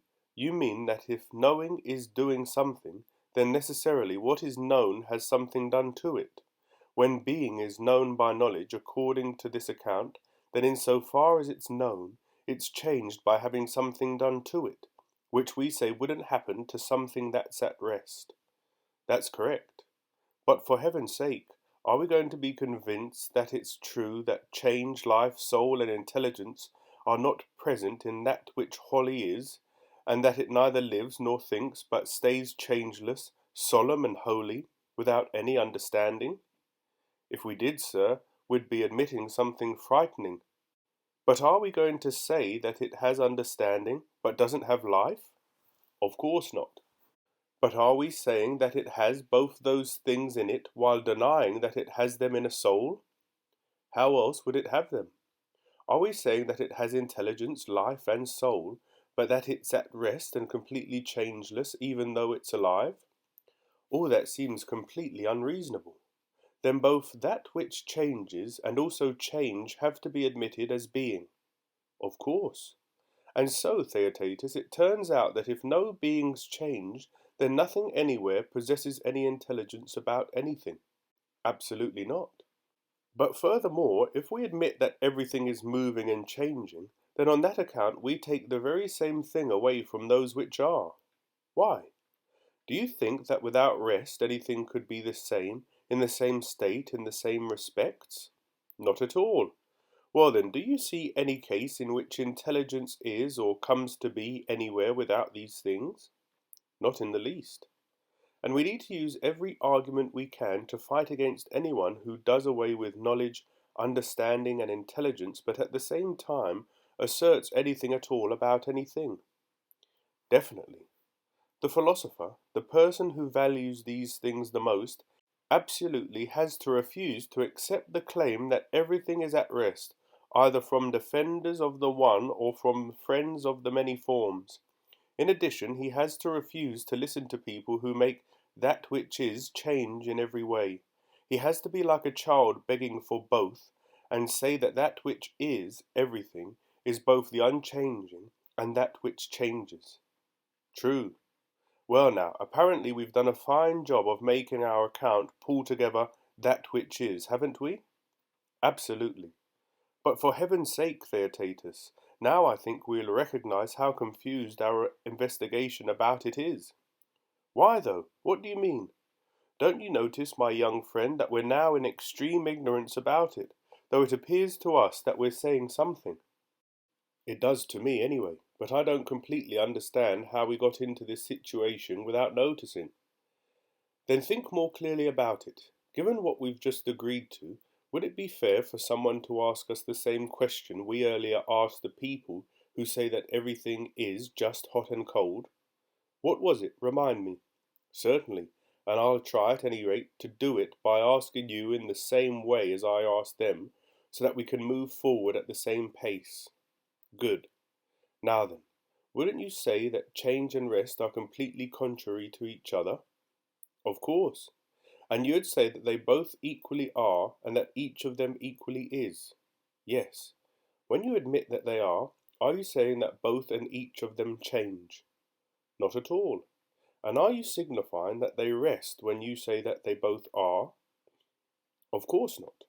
So do you conceive that which is as a third thing alongside them, which encompasses rest and change? And when you say that they both are you taking the two of them together and focusing on their association with being? It does seem probably true that when we say change and rest are, we do have a kind of omen of that which is a third thing. So that which is isn't both change and rest, it's something different from them instead. It seems so. Therefore, by its own nature, that which is doesn't either rest or change. I suppose it doesn't. Which way should someone turn his thoughts if he wants to establish for himself something clear about it?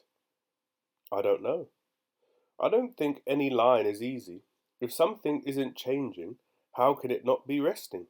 And how can something not change if it doesn't in any way rest? But now that which is appears to fall outside both of them. Is that possible? Absolutely not. In this connection, we ought to remember the following. What? When we were asked what we should apply the name that which is not to, we became completely confused. Do you remember? Of course. And now aren't we in just as much confusion about that which is? We seem to be in even more confusion if that's possible. Then we've now given a complete statement of our confusion, but there's now hope, precisely because both that which is and that which is not are involved in equal confusion. That is, in so far as one of them is clarified, either brightly or dimly, the other will be too. And if we can't see either of them, then anyway we'll push our account of both of them forward as well as we can. Fine. Let's give an account of how we call the very same thing, whatever it may be, by several names. What, for instance? Give me an example. Surely we're speaking of a man even when we name him several things. That is, when we apply colours to him and shapes, sizes, defects and virtues. In these cases and a million others, we say that he's not only a man, but also is good and indefinitely many different things. And similarly, on the same account, we take a thing to be one, and at the same time we speak of it as many by using many names for it. That's true. Out of all this we've prepared a feast for young people and for old late learners. They can grab hold of the handy idea that it's impossible for that which is many to be one, and for that which is one to be many. They evidently enjoy forbidding us to say that a man is good, and only letting us say that that which is good, or that the man is a man. You've often met people, I suppose, who are carried away by things like that. Sometimes they're elderly people who are amazed at this kind of thing, because their understanding is so poor, and they think they've discovered something prodigiously wise. Of course. Then let's direct our questions now both to these people and also to the others we were talking with before. That way our account will be addressed to everyone who's ever said anything at all about being. What questions do you mean? Shall we refuse to apply being to change or to rest, or anything to anything else? Shall we take these things to be unblended and incapable of having a share of each other in the things we say? Or shall we pull them all together and treat them all as capable of associating with each other? Or shall we say that some can associate and some can't? Which of these options shall we say they'd choose, Theaetetus? I don't know how to answer for them. Why don't you reply to the options one by thinking about what results from each of them? Fine. First, if you like, let's take them to say that nothing has any capacity at all for association with anything.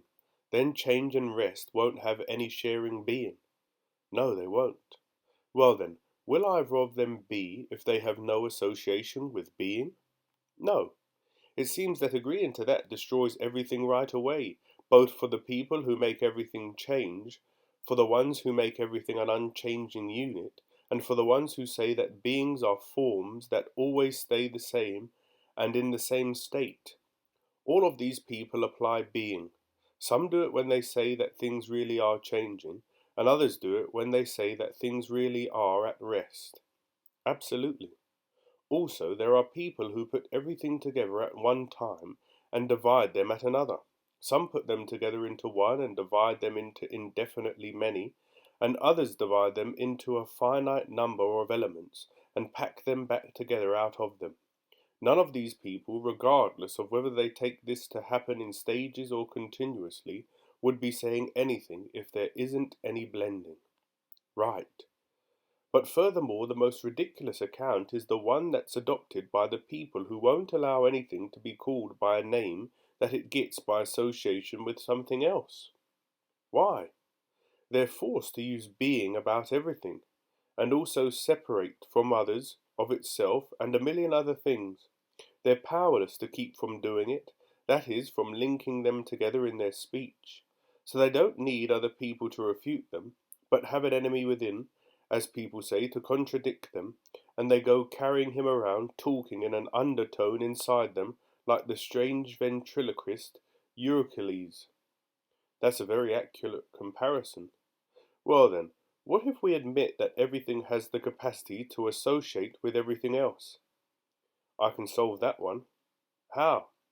Because if change and rest belong to each other, then change would be completely at rest, and conversely, rest itself would be changing.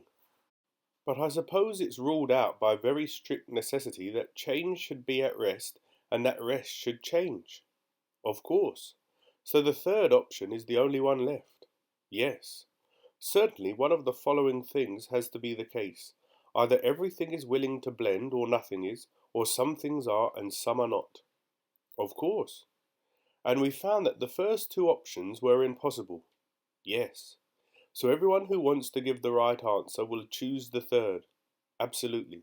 Since some will blend and some won't, there'll be a good deal like letters of the alphabet.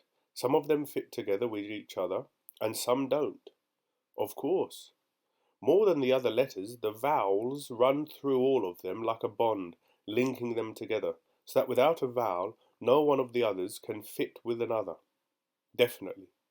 So does everyone know which kinds of letters can associate with which, or does it take an expert? It takes an expert. What kind? An expert in grammar.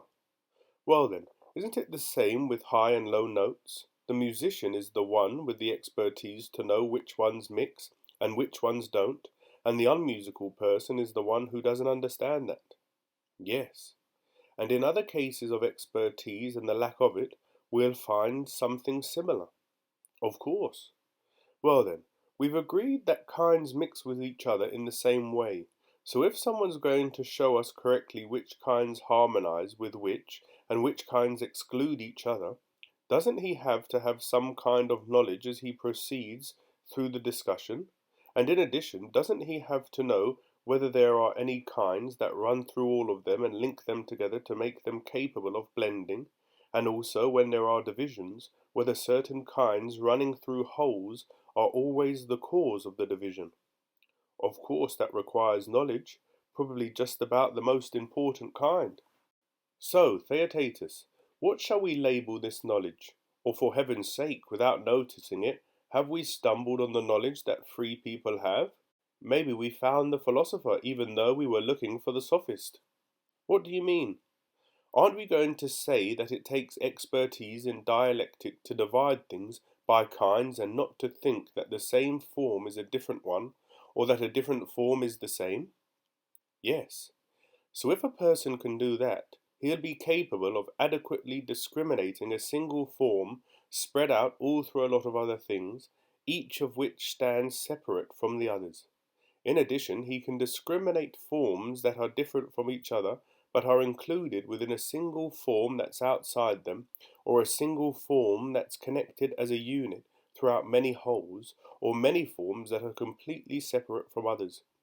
That's what it is to know how to discriminate by kinds how things can associate and how they can't.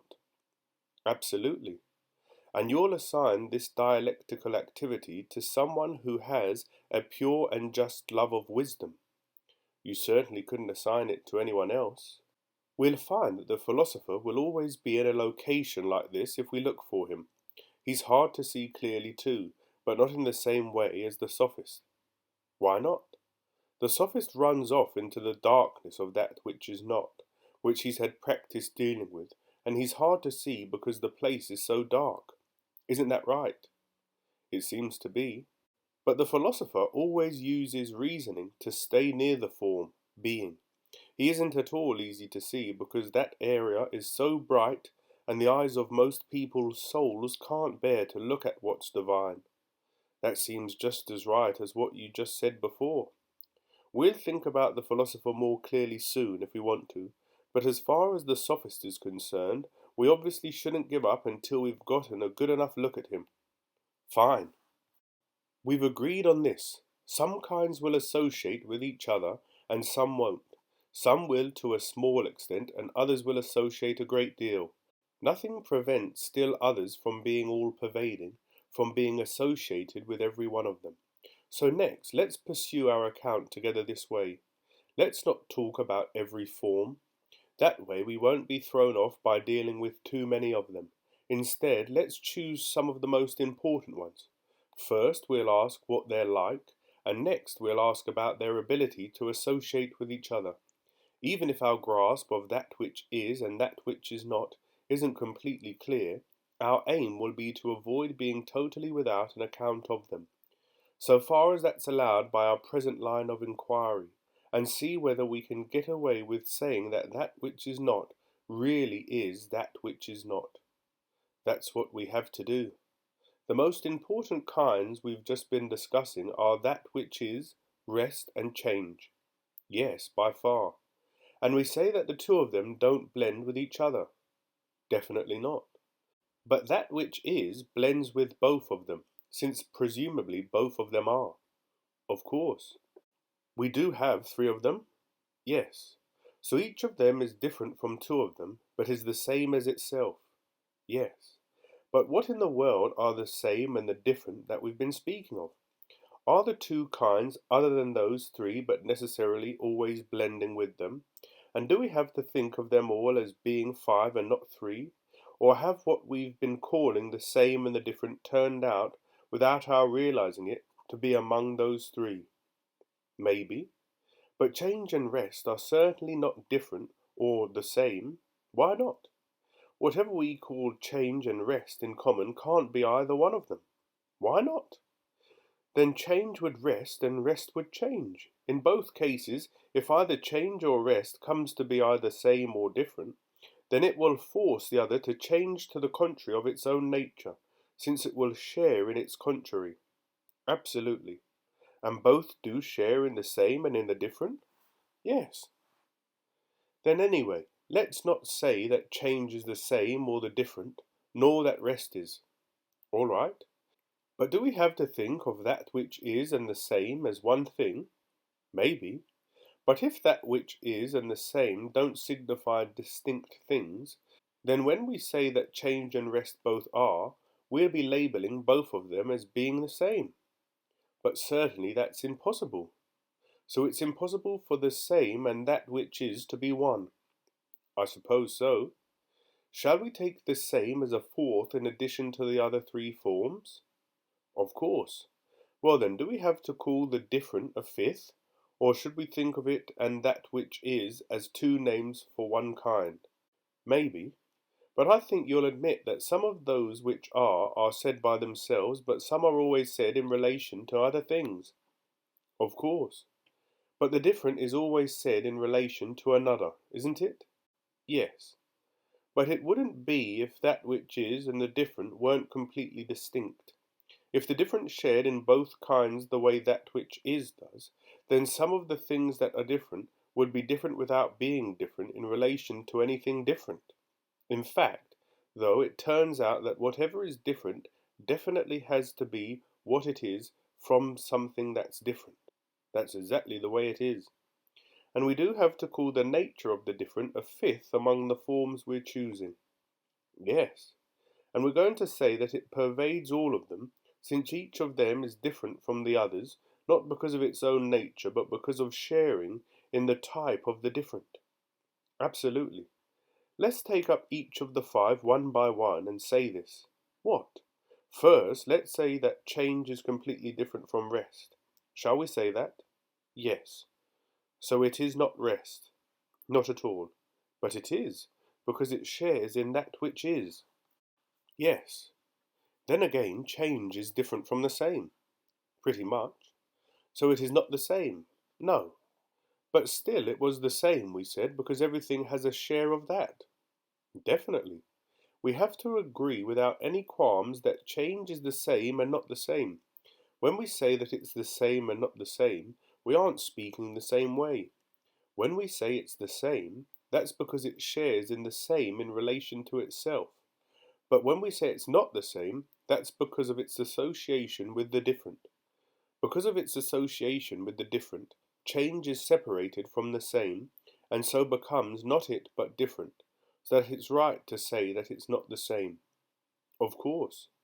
So if change itself ever somehow had a share in rest, there would be nothing strange about labelling it resting. That's absolutely right, as long as we admit that some kinds will blend with each other and some won't. That, though, we demonstrated earlier before we came to this point, and we showed that by nature it has to be so. Of course. To repeat, change is different from different, just as it's other than both the same and rest. It has to be. So in a way it is different and not different, according to what we've said. Right. So what next? Are we going to say that change is different from the first three but not from the fourth, in spite of the fact that we've agreed that there were five things we were going to investigate? How could we do that? We can't admit that there are fewer of them than there appeared to be just now. So shall we go on fearlessly contending that change is different from that which is? Yes, we should be absolutely fearless. So it's clear that change really is both something that is not, but also a thing that is, since it partakes in that which is. That's absolutely clear. So it has to be possible for that which is not to be, in the case of change and also as applied to all the kinds. That's because as applied to all of them, the nature of the different makes each of them not be by making it different from that which is.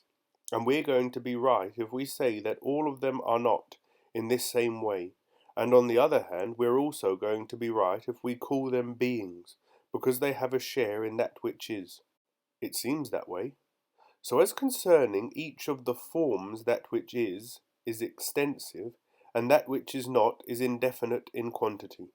That seems right. So we have to say that that which is itself is different from the others, necessarily.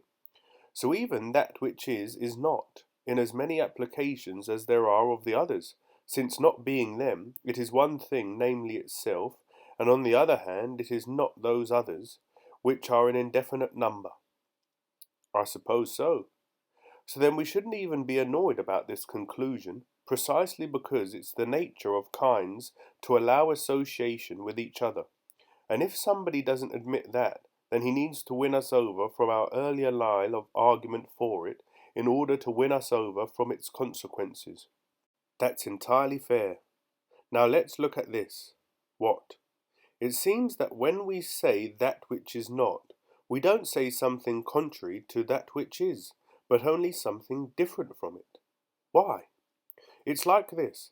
When we speak of something as not large, does it seem to you that we indicate the small rather than the equal? Of course not. So we won't agree with somebody who says that negation signifies a contrary. We'll only admit this much. When not and non are prefixed to names that follow them, they indicate something other than the names, or rather, other than the things to which the names following negation are applied. Absolutely. If you don't mind, though, let's think about this. What? The nature of the different appears to be chopped up, just like knowledge. Why? Knowledge is a single thing too, I suppose, but each part of it that has to do with something is marked off and has a name peculiar to itself. That's why there are said to be many expertises and many kinds of knowledge. Of course. And so the same thing happens to the parts of the nature of the different too, even though it's one thing. Maybe, but shall we say how? Is there a part of the different that's placed over against the beautiful? Yes. Shall we say that it's nameless, or does it have a name? It has a name. What we call not beautiful is the thing that's different from nothing other than the nature of the beautiful. Now go ahead and tell me this. What?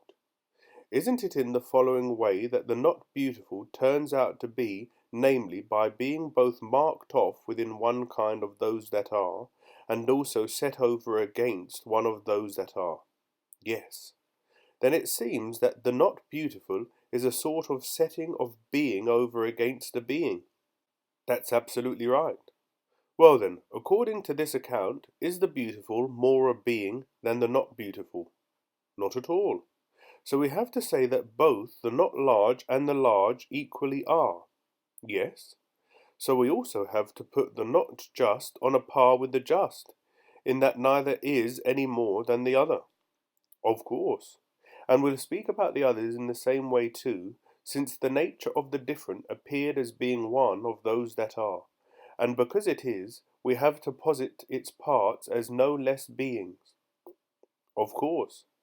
So it seems that the setting against each other of the nature of a part of the different, and the nature of that which is not any less being, if we're allowed to say such a thing, than that which is itself. And it does not signify something contrary to that which is, but only something different from it. Clearly. So what shall we call it? Obviously, that which is not, which we were looking for because of the Sophist, is just exactly this. Then does it have just as much being as any of the others, as you said it did? Should we work up the courage now to say that that which is not definitely is something that has its own nature? Should we say that just as the large was large, the beautiful was beautiful, the not large was not large, and the not beautiful was not beautiful, in the same way that which is not also was and is not being, and is one form among the many that are? Do we, Theaetetus, still have any doubts about that? No. You know our disbelief in Parmenides has gone even farther than his prohibition. How? We've pushed our investigation ahead and shown him something even beyond what he prohibited us from even thinking about. In what way? Because he says, remember, never shall it force itself on us, that that which is not may be. Keep your thoughts far away from this path of searching. That's what he says. But we've not only shown that those which are not are, we've also caused what turns out to be the form of that which is not to appear. Since we showed that the nature of the different is, chopped up among all beings in relation to each other, we dared to say that that which is not really is just this, namely each part of the nature of the different that set over against that which is. And what we've said seems to me completely and totally true. Nobody can say that that which is not, which we've made to appear and now dare to say is the contrary of that which is. We've said goodbye long ago to any contrary of that which is, and to whether it is or not, and also to whether or not an account can be given of it. With regard to that which is not, which we've said is, let someone refute us and persuade us that we've made a mistake, or else, so long as he can't do that, he should say just what we say. He has to say that the kinds blend with each other, that that which is and the different pervade all of them and each other, and the different shares in that which is, and so, because of that sharing, is. But he won't say that it is that which it shares in, but that it is different from it, and necessarily because it is different from that which is, it clearly can be what is not. On the other hand, that which is has a share in the different. So, being different from all the others, it is not each of them, and it is not all of the others except itself. So that which is indisputably is not millions of things, and all of the others together, and also each of them are in many ways, and also are not in many ways. True. And if anyone doesn't believe in these contrarieties, he has to think about them himself and say something better than what we've said. But if he thinks he's recognized a problem in it and enjoys dragging the argument back and forth, then he's been carried away by something that's not worth much of anyone's attention, to go by what we've just been saying anyway. A thing like that isn't clever or hard to discover, but the other thing is both difficult and at the same time beautiful. What other thing? The thing we said earlier. That is, we should leave pointless things like this alone. Instead, we should be able to follow what a person says and scrutinize it step by step. When he says that what's different is the same in a certain way, or that what's the same is different in a certain way, we should understand just what way he means, and the precise respect in which he's saying that the thing is the same or different. But when someone makes that which is the same appear different in just any old way, or vice versa, or when he makes what's large appear small, or something that's similar to appear dissimilar, well, if someone enjoys constantly trotting out contraries like that in discussion, that's not true refutation. It's only the obvious new-born brainchild of someone who's just came into contact with those which are. Definitely. In fact, my friend, it's inept to try to separate everything from everything else. It's the sign of a completely unmusical and unphilosophical person. Why? To dissociate each thing from everything else is to destroy totally everything there is to say. The weaving together of forms is what makes speech possible for us. That's true. Think about what a good moment we pick to fight it out against people like that, and to force them further to let one thing blend with another. Why a good moment? For speech is being one kind among those that are. If we were deprived of that, we'd be deprived of philosophy, to mention the most important thing. Besides, now we have to agree about what speech is, but we'd be able to say nothing if speech were taken away from us, and weren't anything at all. And it would be taken away if we admitted that there's no blending of anything with anything else. This last thing is right anyway, but I don't understand why we have to agree about speech. Well, perhaps you'll understand if you follow me this way. Where? That which is not appeared to us to be one kind among others, but scattered over all those which are. Yes? So next we have to think about whether it blends with belief and speech. Why? If it doesn't blend with them, then everything has to be true. But if it does, then there will be false belief and false speech, since falsity in thinking and speaking amount to believing and saying those that are not. Yes. And if there's falsity, then there's deception. Of course. And if there's deception, then necessarily the world will be full of copies, likenesses, and appearances. Of course. And we said that the Sophist had escaped into this region, but that he denied that there has come to be or is such a thing as falsity, for he denied that anyone either thinks or says that which is not, on the ground that that which is not never in any way has a share in being. That's what he said. But now it apparently does share in that which is, so he probably wouldn't still put up a fight about that. Perhaps, though, he might say that some forms share in that which is not, and some don't, and that speech and belief are ones that don't. So he might contend again that copy-making and appearance-making, in which we said he was contained, totally are not.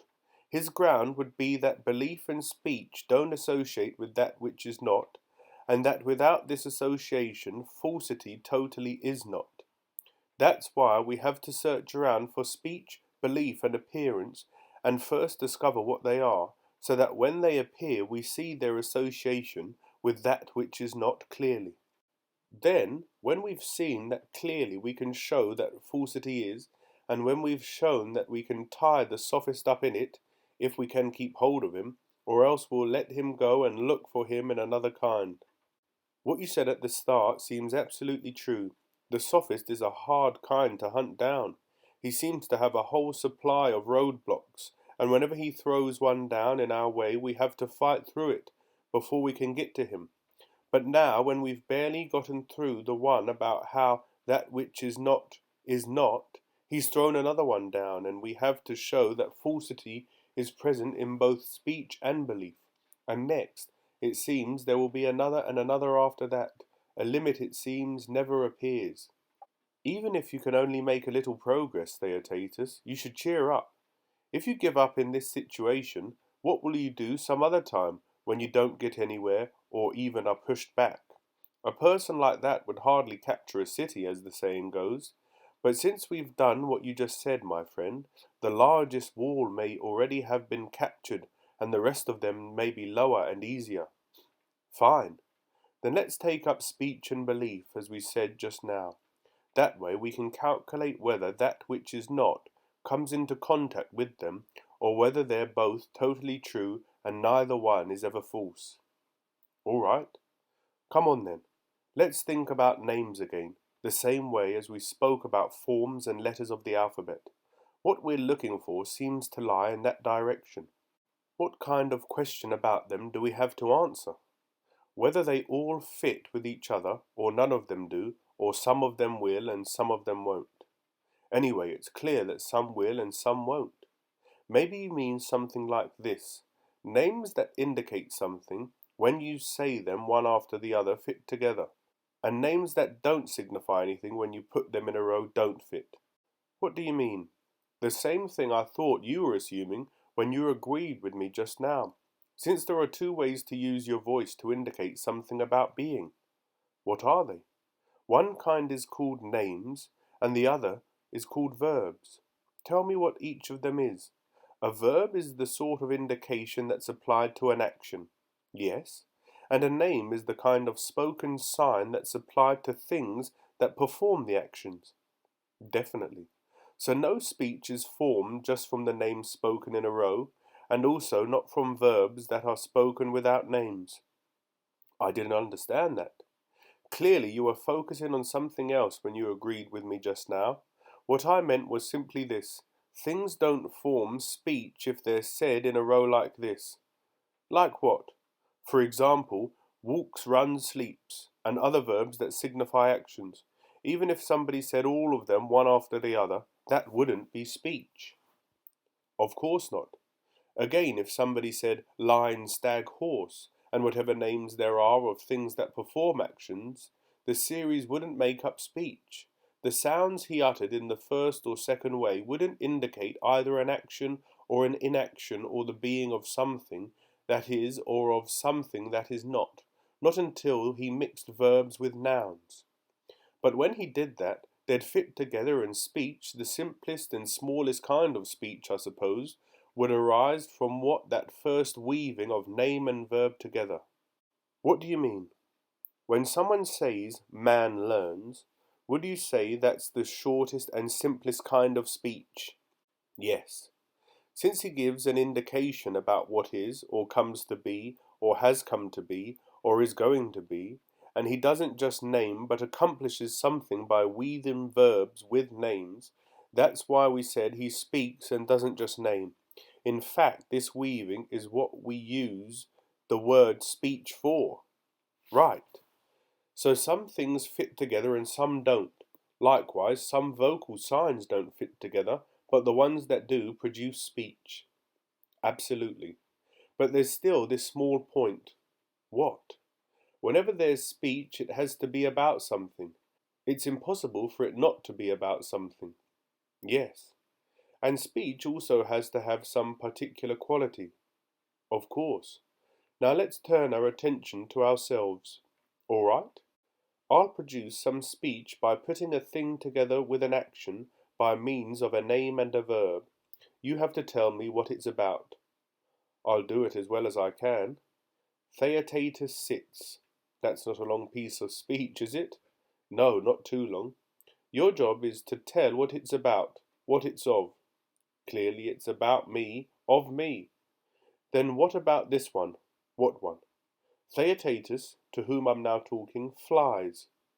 No one would ever deny that it's of me and about me. We also say that each piece of speech has to have some particular quality. Yes. What qualities should we say each one of these has? The second one is false, I suppose, and the other one is true. And the true one says those that are, as they are, about you. Of course. And the false one says things different from those that are. Yes. So it says those that are not, but that they are. I suppose so. But they're different things that are from the things that are about you, since we said that concerning each thing many beings are and many are not. Absolutely. In the first place, the second piece of speech I said about you must be one of the shortest there is according to our definition of speech. We agreed to that just now anyway, and we agreed that it's of something, yes. And if it is not of you, it isn't of anything else? Of course not.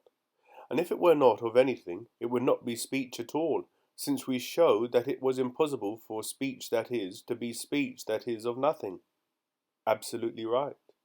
But if someone says things about you, but says different things as the same or not beings as beings, then it definitely seems that false speech really and truly arises from that kind of putting together of verbs and names. Yes, very true. Well then, isn't it clear by now that both true and false thought and belief and appearance can occur in our souls? How? The best way for you to know how is for you first to grasp what they are and how they're different from each other. Then just tell me, aren't thought and speech the same, except that what we call thought is speech that occurs without the voice, inside the soul in conversation with itself? Of course. And the stream of sound from the soul that goes through the mouth is called speech. Right. And then again we know that speech contains what? Affirmation and denial. Yes. So when affirmation or denial occurs as silent thought inside the soul, wouldn't you call that belief? Of course. And what if that doesn't happen on its own, but arises for someone through perception? When that happens, what else could one call it correctly besides appearance? Yes. So since there is true and false speech, and of the process just mentioned, thinking appeared to be the soul's conversation with itself, belief the conclusion of thinking, and what we call appearing the blending of perception and belief, it follows that since these are all the same kind of thing as speech, some of them must sometimes be false. Of course. So you realize we've found false belief in speech sooner than we expected to just now. Then we were afraid that to look for it would be to attack a completely hopeless project. Yes.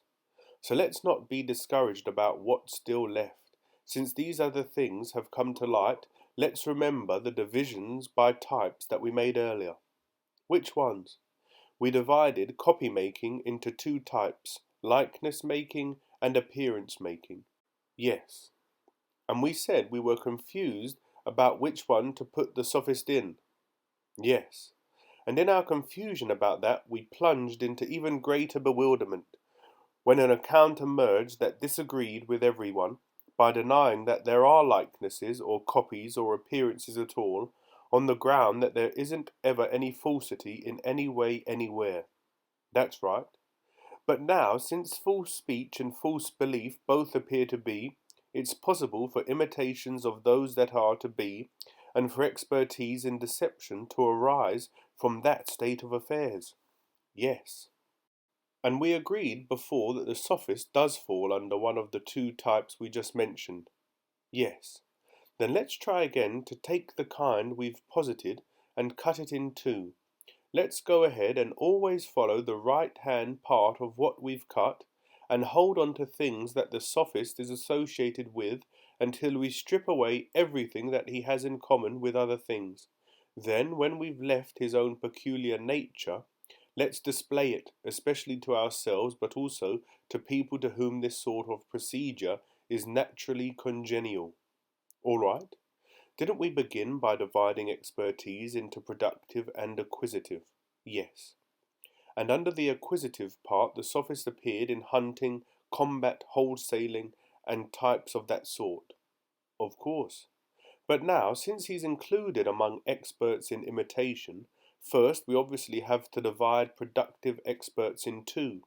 We say imitation is a sort of production, but of copies and not of the things themselves. Is that right? Absolutely. First of all, production has two parts. What are they? Divine and human. I don't understand yet. If you remember how we started, we said production was any capacity that caused things to come to be that previously were not. I remember. Take animals and everything mortal, including parts and everything on the earth that grows from seeds and roots, and also all lifeless bodies made up inside the earth, whether fusible or not. Are we going to say that anything besides the craftsmanship of a god makes them come to be after previously not being? Or shall we rely on the saying and the widespread belief that what? Are we going to say that nature produces them by some spontaneous cause that generates them without any thought, or by a cause that works by reason and divine knowledge derived from a god? I often shift back and forth on that from one view to the other, maybe because of my age.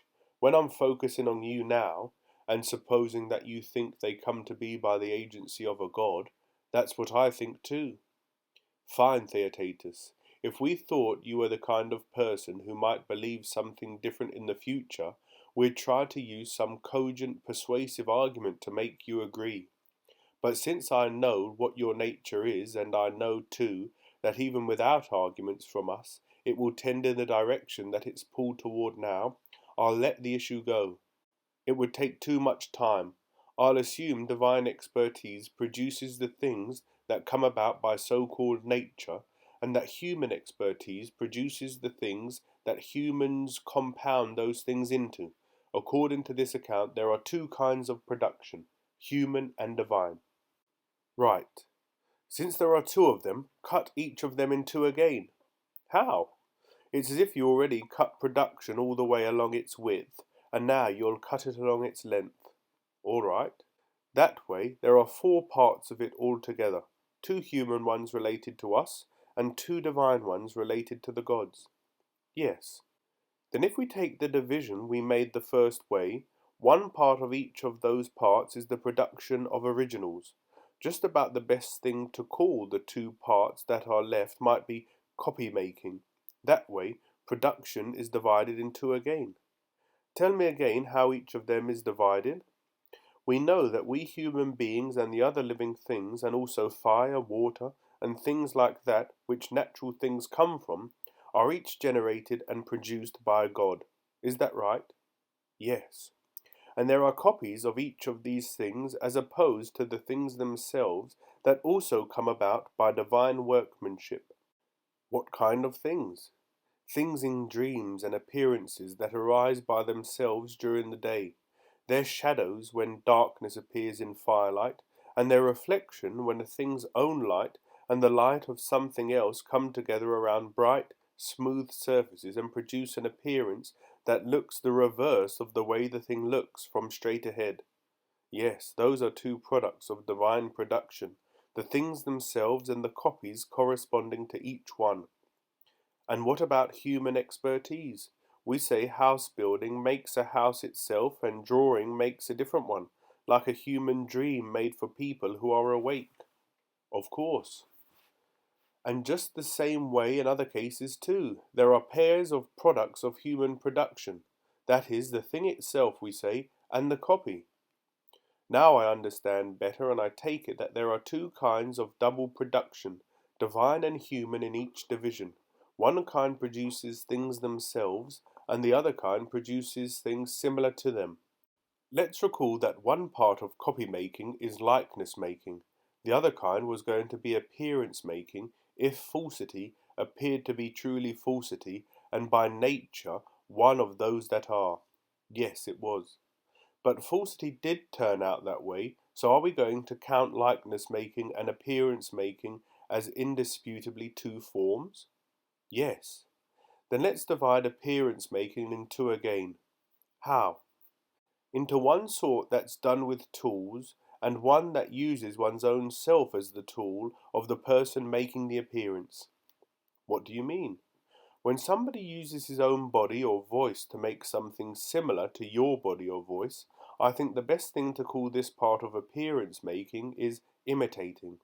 Yes. Let's set this part off by calling it imitation, and let's be lazy and let the other part go.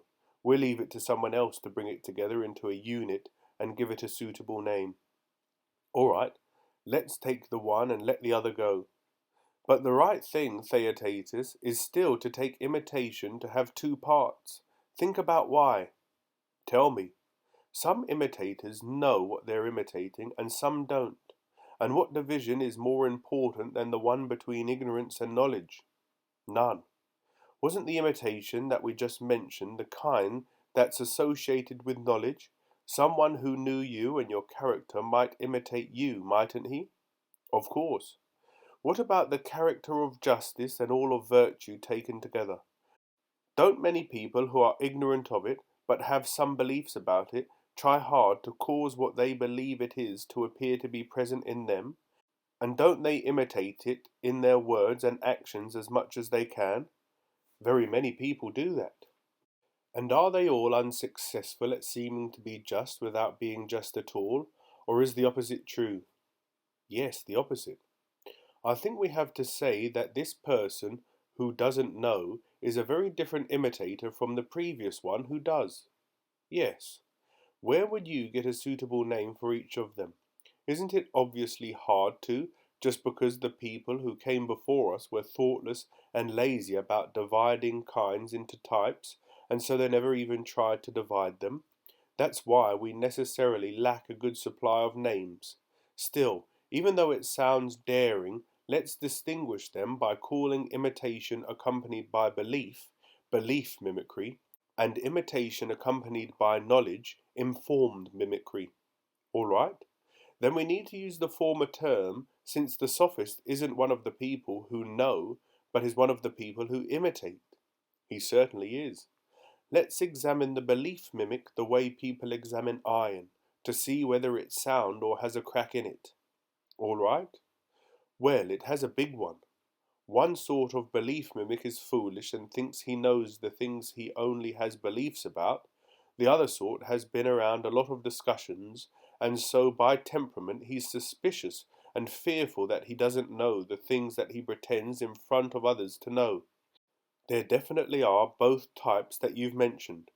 Shall we take one of these to be a sort of sincere imitator and the other to be an insincere one? That seems right. And are there one or two kinds of insincere ones? You look and see. I'm looking, and there clearly appear to be two.